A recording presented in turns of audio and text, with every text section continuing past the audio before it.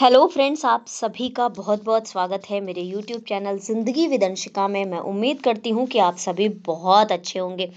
तो फ्रेंड्स, आज मैं आप सभी के लिए लेकर आई हूँ एक शॉर्ट स्टोरी जिसका टाइटल है वंशगत। कई वर्षों से रमा शंकर के कुटुंब व उनकी जमीन की तन-मन से देखरेख कर रहे मगन ने उर्वर खेत की ओर देखा और बहुत ज्यादा संतोष व्यक्त किया। शीत, धूप या वर्षा आदि किसी भी चीज की परवाह के बिना फल, सब्जियों व अनाज की फसलों के भरपूर उत्पादन से रमाशंकर को अच्छी कमाई हुई थी। लेकिन उनका जो बटाईदार था मगन, उसके इस उल्लेखनीय परिश्रम का प्रतिफल प्रदान करने का मन में विचार आया रमाशंकर के। उन्होंने सोचा कि क्यों ना मैं अपनी जमीन का एक छोटा सा टुकड़ा रमाशंकर के नाम कर दूं। और ये कहते हुए उन्होंने अपनी जमीन का एक टुकड़ा मेड़बंदी करा के अलग कर दिया और मगन से कहा, मगन, जमीन का ये टुकड़ा मैं तुम्हें देना चाहता हूँ और तुम जानते हो कि मुझे मेरी जमीन बहुत ज्यादा प्रिय है। यानी कि ये जमीन का टुकड़ा मेरे हृदय के टुकड़े जैसा है। इसमें तुम खेत व मकान बनाना। अब से ये जमीन तुम्हारी।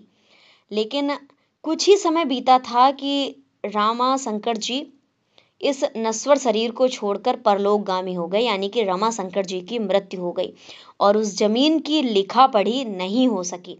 लेकिन मगन उस जमीन में भरपूर फसल तैयार करता और जो रमाशंकर का पुत्र था मोहन, उसको अपनी खेती में विफलता हासिल रही। अब उसके स्वजनों ने उसे सलाह दी, मोहन, थोड़ा व्यवहारिक बनो और मगन के पास मालिकी का कोई दस्तावेज नहीं है, चलो हमारे साथ। और इस तरह से मोहन अपने स्वजनों के साथ मगन के पास पहुंच गया।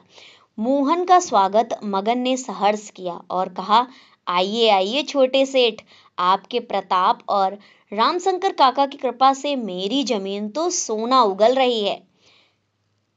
तो मोहन जी कहते हैं कि ये जमीन तुम्हारी है, इसका कानूनी आधार है क्या तुम्हारे पास? तो मगन कहता है, मेरे लिए तो रामशंकर काका के बोल ही इसका सबूत हैं, छोटे सेठ। लेकिन ऐसे नहीं चलेगा, ये जमीन तुम्हारी नहीं है। ये लो कागज और इस पर साइन करो, जिससे अब किस्सा ही खत्म हो जाए। मोहन के इन शब्दों से मगन को जमीन उसके हाथों से फिसलती हुई और जिंदगी तबाह होती हुई नजर आई, क्योंकि वो जमीन ही उसके पास उसके परिवार के पालन पोषण का एकमात्र जरिया थी।